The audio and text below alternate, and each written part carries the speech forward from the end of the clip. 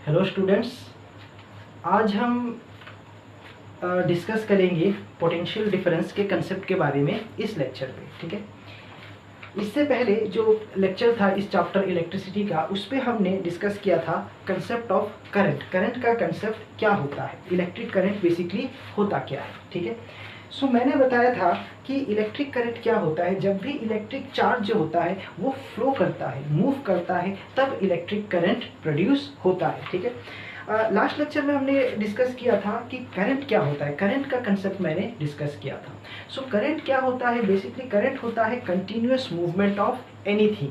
ठीक है, जब भी कोई चीज़ कंटिन्यूअस, ठीक है, कंटिन्यूसली मूव करता है, बहुत सारी चीज़ें, बहुत सारे पार्टिकल, तो एक करंट प्रोड्यूस होता है। ठीक है, जैसे जब वाटर के मॉलिक्यूल्स कंटिन्यूसली मूव करते हैं तो वाटर करंट प्रोड्यूस होता है। एयर के पार्टिकल्स कंटिन्यूसली मूव करते हैं तो एयर करंट प्रोड्यूस होता है।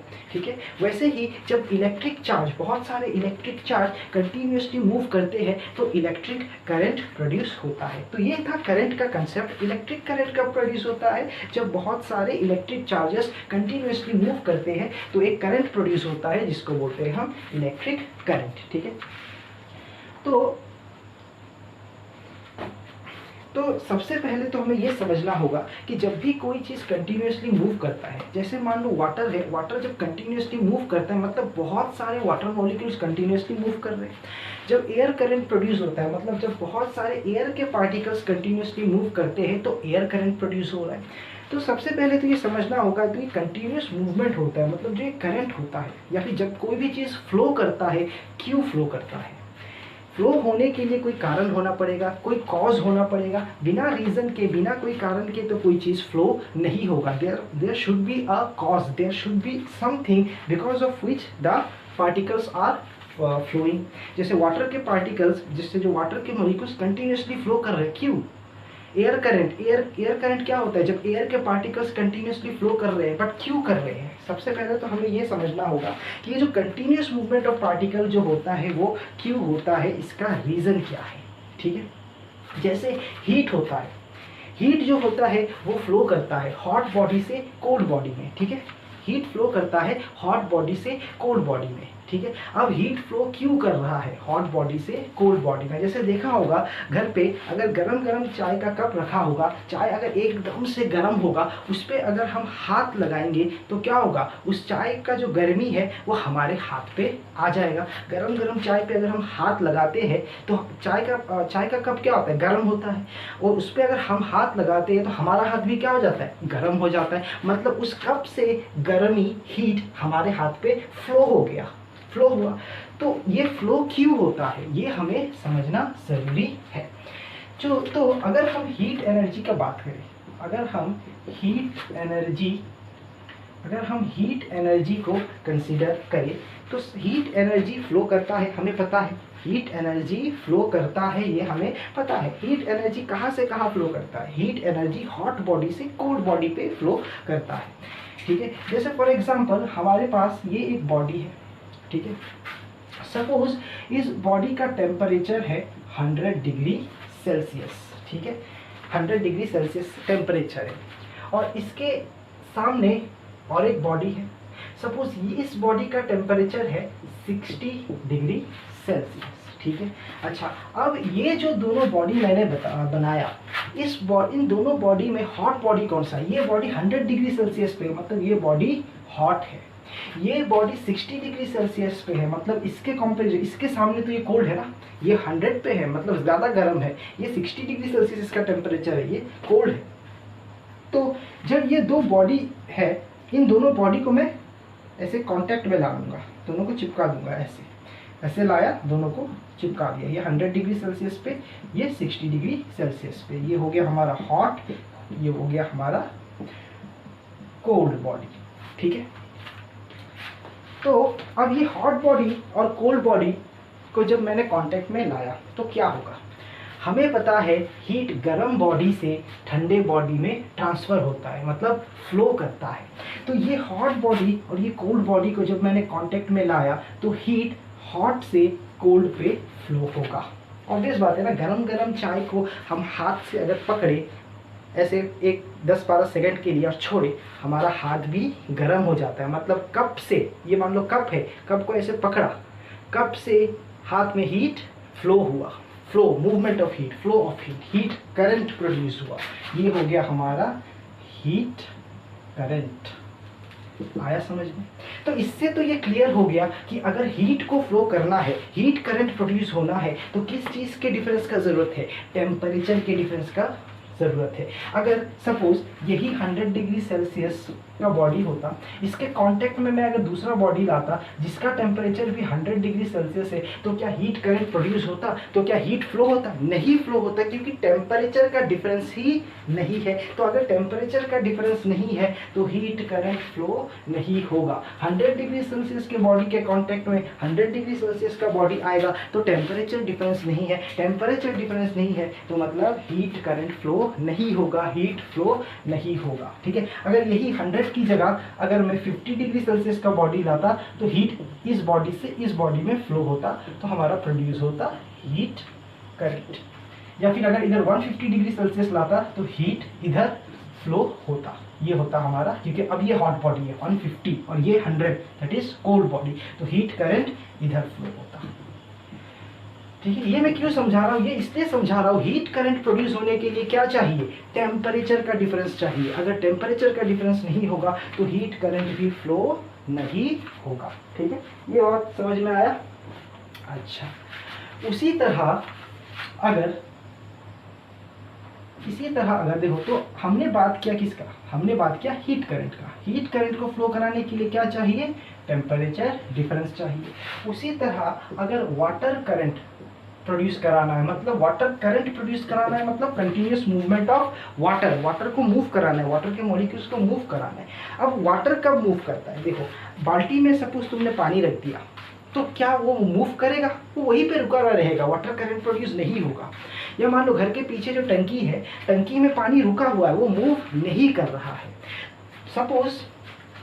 सपोज ये एक टैंक है जिसमें वाटर स्टोर है, बड़ा सा टैंक, देखा होगा इस तरह का टैंक, ये ग्राउंड है। ये इस टैंक में सपोज वाटर भरा हुआ है, ये वाटर यहाँ पे है, क्या वाटर फ्लो कर रहा है? क्या ये वाटर फ्लो कर रहा है? नहीं कर रहा है, ये वाटर रुका हुआ है, रेस्ट पे है, इधर वाटर फ्लो नहीं कर रहा है, वाटर के मॉलिक्यूल्स फ्लो नहीं कर रहे, वाटर के मॉलिक्यूल्स फ्लो नहीं कर रहे, मतलब वाटर करंट भी प्रोड्यूस नहीं हो रहा है। अगर मैं एक छोटा सा इधर ओपनिंग कर दूं तो वाटर ऐसे फ्लो करने लग जाएगा। क्यों? क्योंकि हाइट का डिफरेंस आ गया, सो वाटर करंट, क्योंकि ये एक हाइट पे है और इस वाटर को अभी नीचे आना है, तो क्योंकि हाइट डिफरेंस है करके वाटर फ्लो हो रहा है। जैसे झरने से पानी गिरता है नीचे, क्यों? क्योंकि हाइट का डिफरेंस है, ऊपर है नीचे पानी है, ऊपर से नीचे आएगा, ऊपर के पानी में और नीचे के पानी में डिफरेंस है, तो ऊपर से नीचे पानी आता है, झरने के बात कर रहा हूँ। तो ये हाइट का डिफरेंस होता है तो हमारा वाटर करंट प्रोड्यूस होता है। तो टंकी में बंद था पानी, जैसे ही उसको जाने का रास्ता मिला तो वो गिरने लग गया, क्योंकि हाइट का डिफरेंस है, सो वाटर करंट। तो तब अब क्या हो रहा है? अब ये एक वाटर करंट प्रोड्यूस हो गया, मतलब continuous movement of water molecule हो गया, तो ये हो गया हमारा water current. So water current को प्रोड्यूस करने के लिए किसका जरूरत है? हाइट का डिफरेंस जरूरी है। या फिर हम ये भी बोल सकते हैं कि वाटर करंट को प्रोड्यूस करने के लिए हमें प्रेशर का डिफरेंस का भी जरूरत है, प्रेशर डिफरेंस का भी जरूरत है। जैसे फॉर एग्जांपल ये एक सपोज पिचकारी है, होली में जो पिचकारी यूज करते हैं जिससे हम रंग फेंकते हैं दूर दूर तक, सपोज ये वो पिचकारी है, ठीक है। इसके अंदर सपोज, या फिर वो जो इंजेक्शन देते हैं, सिरिंज जो होता है, नीडल जो होता है, सिरिंज और नीडल जो होता है वो है, ठीक है, कुछ ऐसा होता है। यहाँ पे मान लो है हमारा वाटर, ठीक है। क्या ये वाटर अभी फ्लो करेगा? नहीं करेगा, जहाँ पे है वही रहेगा। अगर वाटर को इस तरह फ्लो कराना है, मतलब कंटिन्यूस मूवमेंट ऑब्टेन करना है, वाटर करंट ऑब्टेन करना है, तो क्या करना पड़ेगा? तो हमें क्या करना पड़ेगा? देखो, इसको इस पिस्टन को, इसको पिस्टन बोलते हैं ये वाला, ठीक है। इस पिस्टन को थोड़ा अंदर की तरफ, या फिर इसको जो भी बोलो मूवेबल पिस्टन, इसको थोड़ा अंदर की तरफ लाना पड़ेगा। तो जैसे ही हम इसको अंदर की तरफ लाएंगे, सपोज यहाँ से धक्का देके यहाँ तक लेके आ गए, तो यहाँ पे प्रेशर बढ़ जाएगा और बाहर का प्रेशर उसके कंपेरेटिवली कम हो जाएगा। यहाँ पे देखो क्या था, पहले वाटर यहाँ पे ऐसे रुका हुआ था, ठीक है, ये वाटर जहाँ है वही रहेगा, मूव नहीं करेगा। जैसे ही हम पिस्टन को अंदर की तरफ धक्का देंगे, जैसे ही हम पिस्टन को अंदर की तरफ ऐसे धक्का देंगे, ऐसे अंदर की तरफ ऐसे यहाँ तक लेके आएंगे, तो ऐसे वाटर कंप्रेस होगा, जिसकी वजह से अंदर प्रेशर क्या हो जाएगा, बढ़ जाएगा। अंदर प्रेशर बढ़ जाएगा, बाहर प्रेशर कम हो जाएगा। तो प्रेशर डिफरेंस, अंदर और बाहर में प्रेशर का डिफरेंस है, तो वाटर बाहर मूव करेगा। समझ में आया? सो अगर प्रेशर डिफरेंस होगा तो वाटर करंट प्रोड्यूस होगा। तो अगर प्रेशर डिफरेंस होगा तो वाटर करंट प्रोड्यूस होगा। तो इससे हमें क्या समझ में आ रहा है? देखो, मैं यहाँ पे कंसेप्ट समझाने का कोशिश कर रहा हूँ कि किसी भी चीज़ को अगर कंटिन्यूस मूवमेंट कराना है, किसी भी चीज़ का एक फ्लो प्रोड्यूस कराना है, तो कुछ एक कॉज होना पड़ेगा, कुछ एक चीज़ का डिफरेंस होना पड़ेगा। जैसे हीट करंट, हीट एनर्जी कब फ्लो करता है, हीट एनर्जी कब फ्लो कर रहा है, हीट करंट कब प्रोड्यूस हो रहा है, जब टेम्परेचर का डिफरेंस है, जब टेम्परेचर का डिफरेंस है। वाटर करंट कब प्रोड्यूस हो रहा है, वाटर कब फ्लो कर रहा है, जब हाइट का डिफरेंस है या फिर प्रेशर का डिफरेंस है। ठीक है, जैसे कि इस केस में क्या हुआ था, इस केस में वाटर रुका हुआ था, इसको ऐसे दबा के अंदर लाया तो अंदर प्रेशर बढ़ गया, यहाँ प्रेशर बढ़ गया तो बाहर कम हो गया, मतलब कम हो गया, प्रेशर का डिफरेंस क्रिएट हो गया तो वाटर फ्लो करने लग गया। सो प्रेशर डिफरेंस होना ज़रूरी है वाटर करंट के लिए, या हाइट डिफरेंस से भी वाटर करंट प्रोड्यूस होता है। तो उसी तरह अगर इलेक्ट्रिक चार्ज को प्रोड्यूस करना है, इलेक्ट्रिक चार्ज को मूव करना है, इलेक्ट्रिक चार्ज को अगर मूव कराना है तो पोटेंशियल डिफरेंस का ज़रूरत है। हीट करंट प्रोड्यूस करना है, मतलब हीट एनर्जी को मूव कराना है तो टेम्परेचर डिफरेंस का ज़रूरत है। वाटर करंट को मूव कराना है तो हाइट डिफरेंस का ज़रूरत है। उसी तरह अगर इलेक्ट्रिक चार्ज को मूव कराना है तो पोटेंशियल डिफरेंस का ज़रूरत है। तो ये एक नया वर्ड तुम लोग को मिला होगा, या फिर नया एक कंसेप्ट है जो तुम लोग को सीखना है। ठीक है, क्योंकि टेम्परेचर डिफरेंस तो जो है वो तो समझ में आ रहा है, टेम्परेचर डिफरेंस पहले भी पढ़ा है। ठीक है, हाइट डिफरेंस भी समझ में आ रहा है, हाइट डिफरेंस देखा है कि प्रैक्टिकली देखा हुआ चीज़ है, बट पोटेंशियल डिफरेंस ये कभी देखा नहीं, कभी सुना नहीं, पहली बार सुनने को आ रहा है, तो ये अभी समझेंगे। सो हाइट डिफरेंस चाहिए वाटर करंट के लिए, प्रेशर डिफरेंस चाहिए वाटर करंट के लिए, टेम्परेचर डिफरेंस चाहिए हीट करंट के लिए। उसी तरह इलेक्ट्रिक करंट या फिर इलेक्ट्रिक चार्ज को मूव कराने के लिए हमें चाहिए पोटेंशियल डिफरेंस। ठीक है, तो ये डिस्कस करेंगे पोटेंशियल डिफरेंस क्या होता है।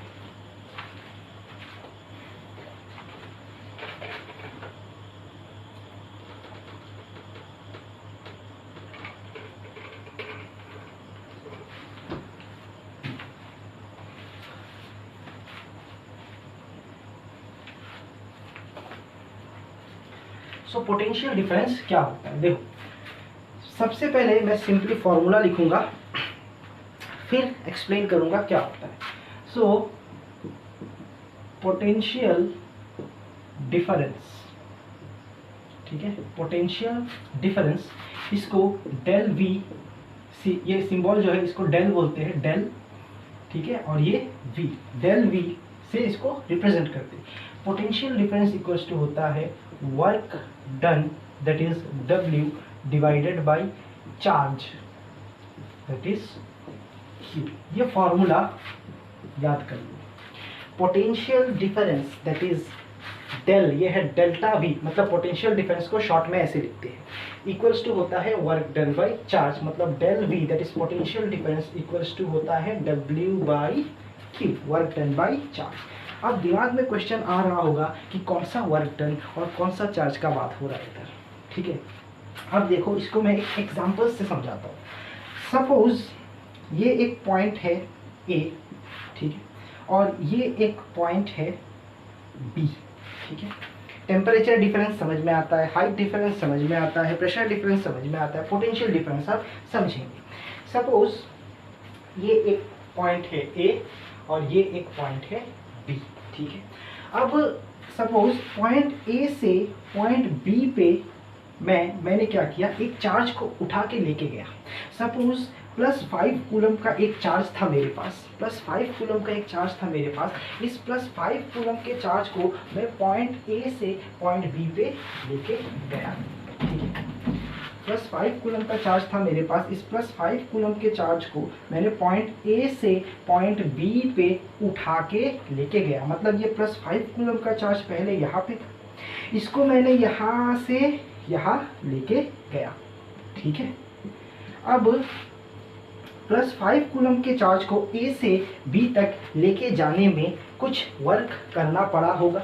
ऑब्वियस बात है ना, जब भी हम किसी चीज़ को मूव कराते हैं एक जगह से दूसरे जगह, जब भी हम किसी चीज़ को मूव कराते हैं एक पोजीशन से दूसरे पोजीशन, तो हमें उस बॉडी पे, उस चीज़ पे वर्क करना पड़ता है। जैसे सपोज ये मार्कर है, इस मार्कर को मैंने यहाँ से यहाँ तक लेके गया, यहाँ से यहाँ तक लेके गया, तो मेरे हाथ को क्या करना पड़ा, इस मार्कर पे वर्क करना पड़ा। तो जब भी कोई बॉडी एक जगह से दूसरे जगह मूव करेगा, एक जगह से दूसरी जगह डिस्प्लेस होगा, तो उसके ऊपर क्या होगा, वर्क होगा। उसके ऊपर क्या करना पड़ेगा, वर्क करना पड़ेगा। जैसे इस मार्कर को मैं यहाँ से यहाँ लेके आऊँगा, तो इसके ऊपर मैंने अभी क्या किया, वर्क किया।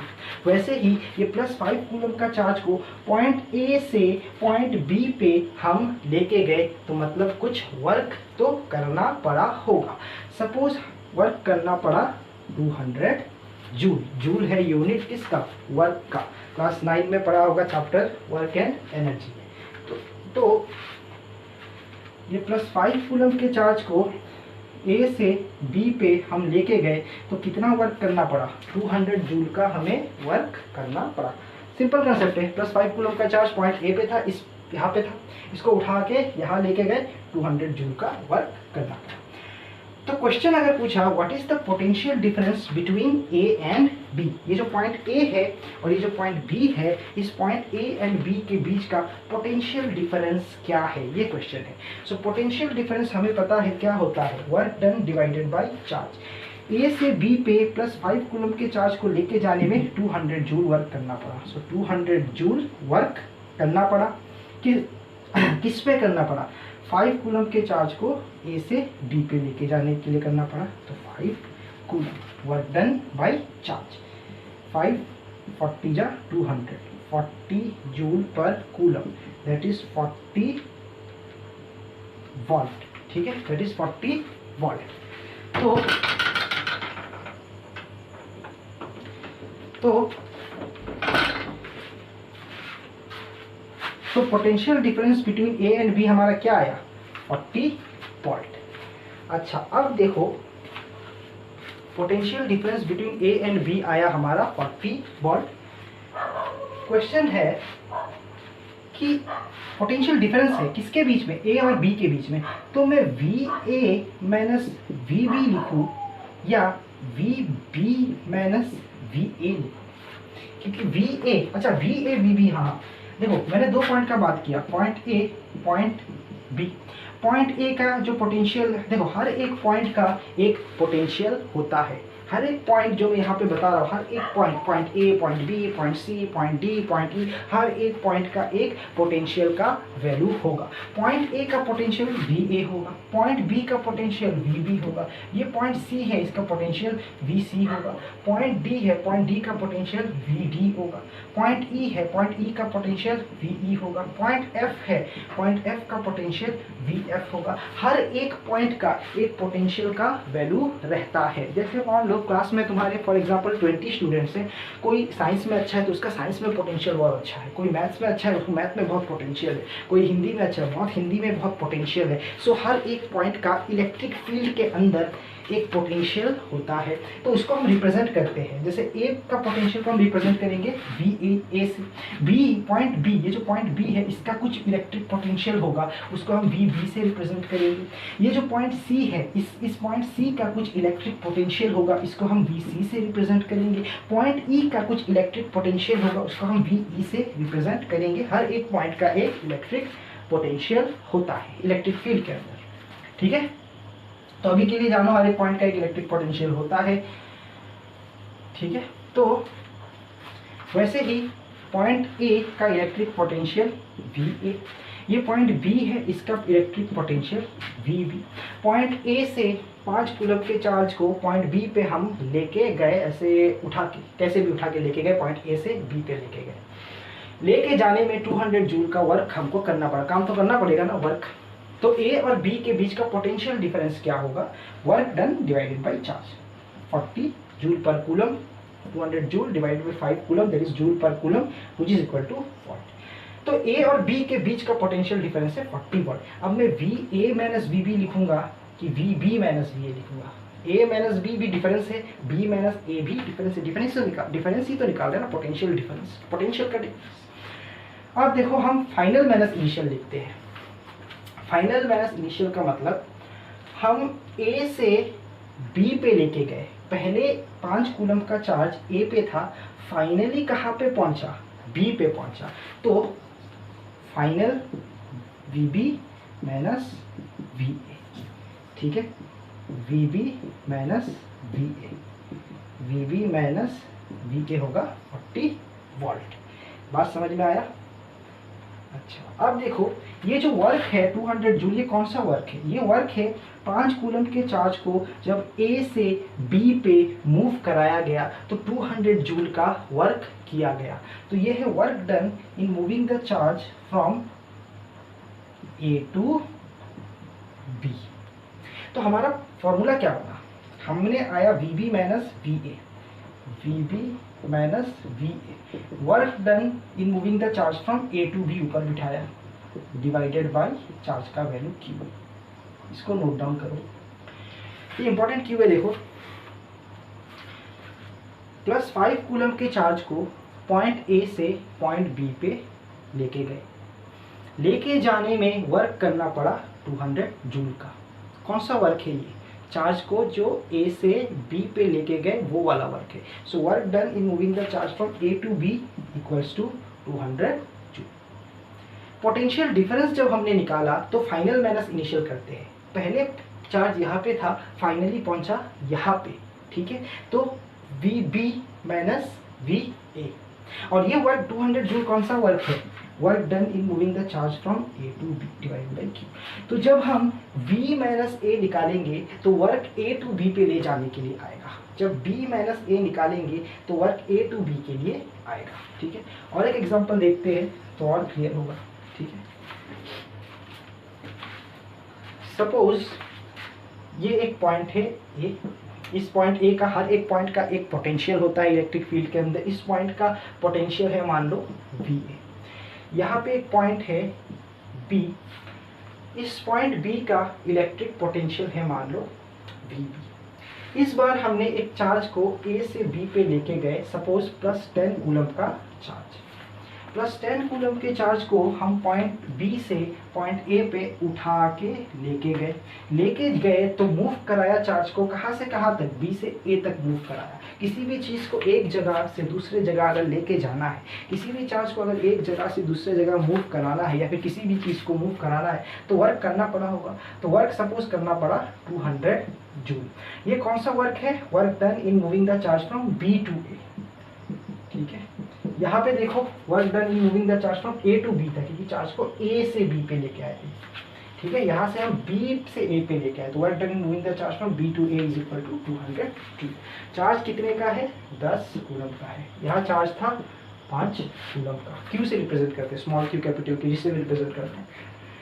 अब पोटेंशियल डिफरेंस निकालना है A and B, between A and B। A and B के बीच का पोटेंशियल डिफरेंस क्या है? तो VA, पॉइंट A का पोटेंशियल VA, पॉइंट B का पोटेंशियल VB, डिफरेंस निकालना है। अब VA माइनस VB होगा कि VB माइनस VA होगा। देखो चार्ज कहाँ से कहाँ तक गया? चार्ज जहाँ पे फाइनली पहुँचा, फाइनल माइनस इनिशियल होगा। चार्ज पहले कहाँ पे था? B पे था इनिशियली। चार्ज को हम B से कहाँ पे लेके गए? A पे लेके गए, ठीक है। फाइनली कहाँ पे पहुँचा? A पे पहुँचा। तो फाइनल माइनस इनिशियल, तो VA minus VB। Work done कहाँ से कहाँ तक हुआ? B से A पे लेके जाने पे, तो इधर जब a माइनस बी होता है तो इधर वर्क b टू a पे होगा। इधर देखो ना, चार्ज b से a पे पहुंचा, इसलिए फाइनली a पे पहुंचा, तो हमने a माइनस बी निकाला। वर्क तो b टू a के लिए हुआ ना, work done in moving the charge from b to a divided by q। Work done in moving the charge from b to a का वैल्यू क्या है 200, charge का वैल्यू क्या है 10, इधर जूल इधर 10 कूलम, तो 20 joule per coulomb, that is 20 what. ठीक है, तो ये फॉर्मूला भी नोट करो। जब VA माइनस VB होगा तो वर्क डन, देखो इधर जब A माइनस B होगा तो work done B to A होगा डिवाइडेड बाय Q। इसको और इसको नोट डाउन करो, इंपॉर्टेंट है, कंसेप्चुअली बहुत ही इंपॉर्टेंट है।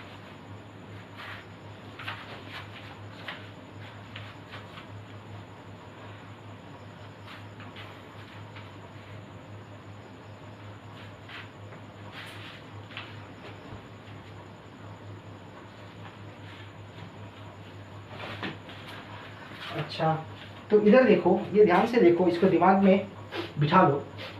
जब हम B माइनस ए निकालेंगे तो work done A to B के लिए होगा। जब B माइनस ए निकालेंगे, पॉइंट B और पॉइंट A का पोटेंशियल डिफरेंस निकालेंगे, B माइनस ए करेंगे, तो वर्क डन A से B पे ले जाने के लिए बैठेगा इधर डिवाइड बाय Q। जब हम A minus B, potential at A minus potential at B निकालेंगे, work done B to A के लिए बैठेगा। ठीक है, समझ में आया? ठीक है, अब कुछ क्वेश्चंस और थोड़ा सॉल्व करते हैं तो और क्लियर होगा। ये नोट डाउन कर लेना, फिर ये नोट डाउन करना, फिर ये नोट डाउन करना, ये दोनों एज एग्जाम्पल तुम लोग नोट डाउन कर सकते हो समझने के। ठीक है, पॉज करके नोट डाउन करना है, कर लो।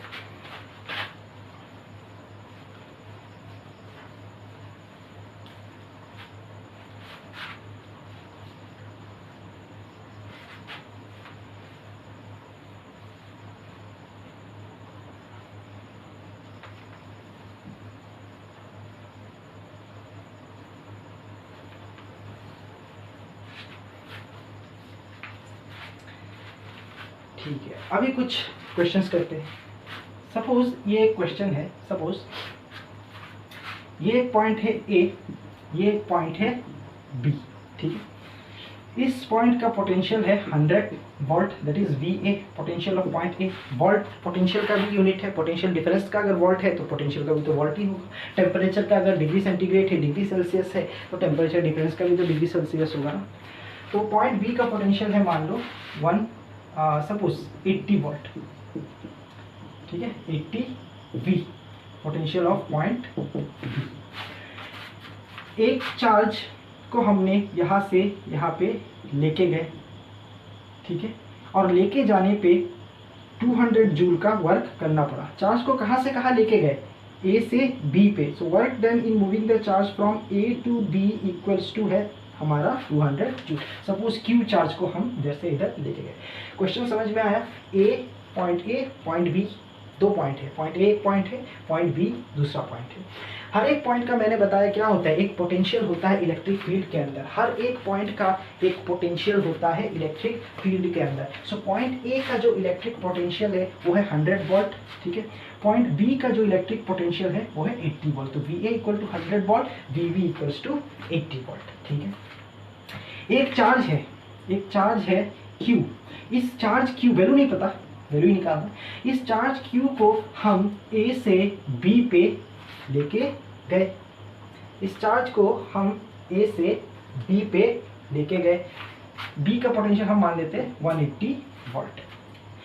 इस चार्ज Q को हमने A से B पे लेके गए और लेके जाने पे कितना वर्क करना, लेके जाने में कितना वर्क करना पड़ा? 200 जूल का वर्क करना पड़ा। So work done in moving the charge from A to B is equal to 200 joule. हमें बोला है फाइंड Q, कितना चार्ज था, वो Q का हमें वैल्यू निकालना। तो देखो वही A से B में गया चार्ज, फाइनली कहाँ पे पहुंचा? B में पहुंचा। तो VB माइनस VA। इधर अगर B माइनस A है तो वर्क A टू B के लिए होगा डिवाइडेड बाय Q। इधर B माइनस A है तो वर्क A टू B के लिए होगा। पोटेंशियल ऑफ पॉइंट B कितना है? 180। पोटेंशियल ऑफ पॉइंट A कितना है? 100। Work done in moving the charge from A to B कितना है? 200 जूल डिवाइडेड बाय क्यू। 180 माइनस 100 80, 200 इधर क्यू, ठीक है। 80 into Q, 80 Q plus to 200, Q यहाँ से आ जाएगा 200 बाई 80, क्यू मतलब चार्ज तो कूलम, ठीक है। 20/8 कूलम, ये है चार्ज का वैल्यू, ठीक है। समझ में आया होगा, वही कंसेप्ट हमने यूज किया जो कुछ देर पहले अभी सीखा था। तो अभी और एक क्वेश्चन करेंगे, एक और क्वेश्चन करेंगे हम।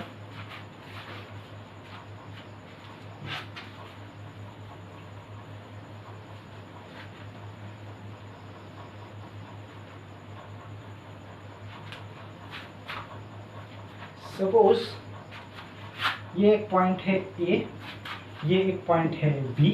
सपोज हमने बी से ए पे प्लस 10 कूलम का एक चार्ज उठा के लाया, ठीक है। लाने में कुछ वर्क करना पड़ा होगा, वही वर्क निकालना है। पॉइंट ए का पोटेंशियल हमें दे दिया गया है 150 वोल्ट, पॉइंट बी का पोटेंशियल दे दिया गया है 100 volt. Potential of point A is 150 volt, potential of point B is 100 volt. एक चार्ज 10 कूलम का, उसको हमने बी से ऐसे उठा के ए पे लेके आए, और लाने में वर्क कितना करना पड़ा, work done in moving the charge from B to A, यही निकालना है। तो देखो कैसे, हमें पता है चार्ज कहाँ से कहाँ तक आया, बी से ए तक आया, फाइनल माइनस इनिशियल, मतलब potential at A minus potential at B. जब इधर ए माइनस बी होगा तो work done B to A के लिए होगा divided by Q. B A का पोटेंशियल है 150, पोटेंशियल ऑफ पॉइंट बी है 100। बी से ए पे ले जाने के लिए कितना वर्क करना पड़ा नहीं पता, निकालना है। क्यू कितना है 10 coulomb, 150 minus 100 that is 50 work done in moving the charge from B to A divided by 10। तो ये आ जाएगा 50 into 10 equals to work done in moving the charge from B to A. So therefore work done in moving the charge from B to A 50 into 100 that is 500 work done है, तो unit आएगा joule. समझ में आया? हमने क्या किया, एक प्लस 10 कूलम का चार्ज हाथ में लिया, उसको B से A तक लेके आए, लेके आने में वर्क करना पड़ा कितना, वो निकालना है, ठीक है। पॉइंट B का पोटेंशियल दिया हुआ है 100 वोल्ट, पॉइंट A का पोटेंशियल दिया है 150 वोल्ट। बी से ए पे आया चार्ज, मतलब फाइनल आया कहाँ पे, ए पे, तो फाइनल माइनस इनिशियल, बी ए माइनस बी बी। इधर जब ए माइनस बी होता है तो वर्क डन बी से ए पे ले जाने के लिए होगा डिवाइडेड बाई क्यू। वैल्यू बिठा दिया और बी से ए पे ले जाने के लिए जितना वर्क है वो आ गया, दैट इज 500 जूल, ठीक है। अच्छा, अभी कुछ क्वेश्चन मैं दूंगा, घर पे ट्राई करना और कमेंट वाले सेक्शन पे आंसर बताना, ठीक है। एक क्वेश्चन है, ये पॉइंट ए है, ये पॉइंट बी है, बी से ए पे प्लस 20 कूलम चार्ज हम लेके आए, ठीक है। लेके आने में वर्क करना पड़ा 200 joule. Find potential difference between A and B, ठीक है। दूसरा क्वेश्चन, ये पॉइंट पी है, ये पॉइंट क्यू है, इसका पोटेंशियल है 110, इसका पोटेंशियल नहीं पता, वी क्यू निकालना है। पी से क्यू चार्ज को लेके गए, प्लस 10 कूलम का लेके जाने के लिए 200 जूल वर्क करना पड़ा, ठीक है। Find we Q, potential at Q. अच्छा, ये 2 क्वेश्चन मैं अभी करा देता हूँ। क्वेश्चन नंबर 2, 1 लिख लेना, होमवर्क कर लेना। क्वेश्चन नंबर 2 आंसर यहाँ कर रहा हूँ, देखो देखो क्वेश्चन क्या है, P से Q 10 कूलम का चार्ज हम लेके गए, कितना वर्क करना पड़ा 200 जूल। Q कितना है, चार्ज कितना है 10 कूलम। P से Q चार्ज को उठा के लेके गए, work done in moving the charge from P to Q equals to है 200 जूल, ठीक है। अच्छा, सो कहाँ से कहाँ तक गया, P से Q तक गया, मतलब potential eight Q minus potential eight P। जहाँ पे पहुँचता है वो फाइनल होता है, और फाइनल माइनस इनिशियल होता है। So V Q minus V P. इधर Q माइनस P है तो इधर work done P to Q के लिए होगा, Q माइनस P होने से वर्क डन P2 Q के लिए होगा divided by Q। Potential at Q कितना है नहीं पता, निकालना है। पोटेंशियल एट P कितना है 110। P से Q पे ले जाने के लिए कितना वर्क 200। Q का वैल्यू कितना है 10, ठीक है। तो VQ माइनस 110 ये कट गया, बचा 20। सो VQ इक्वल्स टू आ जाएगा 20 माइनस उधर जाएगा plus 110 that is 130 volt. Therefore VQ equals to 130 volt, ठीक है। तो प्रैक्टिस करते रहना, मैंने आज के लिए इतना करा दिया है। नेक्स्ट में और डिस्कस करेंगे। अभी तो सिर्फ हमने वो फॉर्मूला जो है उसके ऊपर न्यूमेरिकल किया, work done by charge. Potential difference को अभी समझा नहीं अच्छे से, बट हमने एक फॉर्मूला यूज़ करके बता दिया कि पोटेंशियल डिफरेंस कैसे निकालते हैं, पोटेंशियल कैसे निकालते हैं। आगे के लेक्चर्स में हम इलेक्ट्रिक पोटेंशियल का कंसेप्ट डिस्कस करेंगे, पोटेंशियल डिफरेंस को और डेप्थ में डिस्कस करेंगे और न्यूमेरिकल्स करेंगे, इलेक्ट्रिक करंट को और समझेंगे। तो ये वीडियो को अच्छे से समझना, जो कंसेप्ट मैंने बताया है उसको ध्यान से पढ़ना, ठीक है। Thank you.